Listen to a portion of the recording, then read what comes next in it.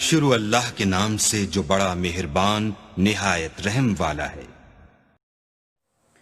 بزرگان محترم، امید ہے آپ حضرات خیریت سے ہوں۔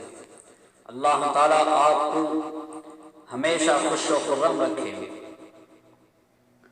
جب لوگ میت کو قبر میں دفن کر کے واپس آتے ہیں تو فوراً دو فرشتے حاضر ہوتے ہیں۔ اس میت سے 3 سوال کرتے ہیں۔ پہلا سوال ہوگا من ربک، تیرا رب کون ہے؟ اگر یہ مومن ہے تو بڑے اطمینان سے جواب دیتا ہے ربی اللہ، میرا رب اللہ ہے۔ وہاں سب کی زبانیں عربی ہو جائیں گی، سوال و جواب سب عربی ہوں گے۔ دوسرا سوال ہوگا وما دینک، تیرا مذہب کیا ہے؟ اگر شریعت کے مطابق زندگی گزاری ہوگی تو بلا خوف و خطرہ جواب دے گا الاسلام، میرا مذہب اسلام ہے۔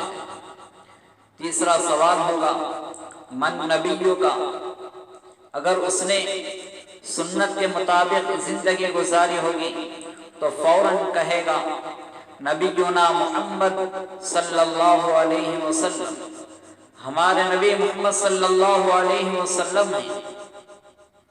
جب میت تینوں جواب صحیح دیتا ہے تو فرشتے بہت خوش ہوتے ہیں اور فرماتے ہیں نم کنومت العروس، تم دلہن کی طرح سو جاؤ، جس طرح نئی نویلی دلہن کو کوئی فکر نہیں ہوتی، اس کے لیے طرح طرح کی آرام کی چیزیں مہیا کی جاتی ہیں۔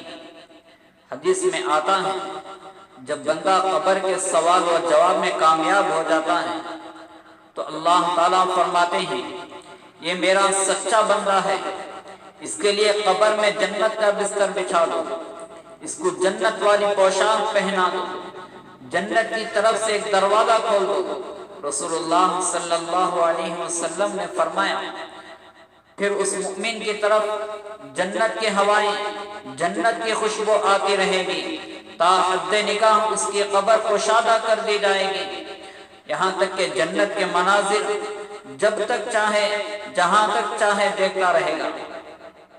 اگر مرنے والا کافر ہے، دنیا میں اس نے خدا کی نافرمانی کی، رسول اللہ صلی اللہ علیہ وسلم کی رسالت کو تسلیم نہیں کیا، ساری زندگی کفر و شرک نافرمانی میں گزاری، چنانچہ ایسا مردہ فرشتوں کے سوالوں کے جواب نہیں دے پائے گا۔ جب فرشتے پوچھیں گے من ربک، تیرا رب کون ہے؟ تو وہ کہے گا ہاں لا ادری، ہے مجھے معلوم نہیں۔ پھر فرشتے پوچھیں گے وما دینک، تمہارا دین کیا ہے؟ مردہ کہے گا ہاں لا ادری، ہے میں نہیں جانتا۔ پھر تمام پردے ہٹا دیے جائیں گے اور رسول اکرم صلی اللہ علیہ وسلم کی طرف اشارہ کر کے پوچھیں گے ومن ھذا الرجل، یہ شخص کون ہے؟ تو وہ کہے گا ہاں لا ادری، ہے مجھے معلوم نہیں۔ چنانچہ رسول اللہ صلی اللہ علیہ وسلم نے فرمایا پھر آسمان کی طرف سے ایک ندا آتی ہے کہ یہ شخص جھوٹا ہے، اس کے لیے آگ کا بستر بچھا دو، اس کو آگ کا لباس پہنا دو، اس کے لیے دوزخ کی طرف ایک دروازہ کھول دو۔ چنانچہ دوزخ کی طرف دروازہ کھول دیا جاتا ہے، جس سے اس کافر کی طرف دوزخ کی گرم گرم ہوائیں اور بدبو آتی رہتی ہے۔ پھر اس کی قبر تنگ کر دی جاتی ہے، دونوں طرف کی پھسلیاں ایک دوسرے میں گھس جاتی ہیں۔ پھر اس پر ایک اندھا اور بہرا فرشتہ مسلط کر دیا جاتا ہے، جس کے پاس لوہے کا ایک گرز ہوتا ہے، اگر اس کو پہاڑ پر مارا جائے تو پہاڑ مٹی ہو جائے۔ وہ فرشتہ اس گرزے سے اس کافر کو اس طرح مارتا ہے کہ اس کے مارنے کی آواز اور اس کافر کی چیخیں، وہ پکار مشرق و مغرب کے درمیان جن و انس کے علاوہ ہر چیز سنتی ہے۔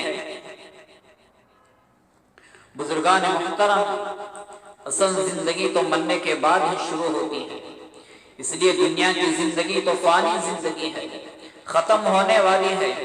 آخرت کی زندگی باقی اور ہمیشہ ہمیشہ رہنے والی ہے، لہذا اصل زندگی کا سفر تو موت سے شروع ہوگا، اور وہ سفر بہت لمبا اور طویل ہے۔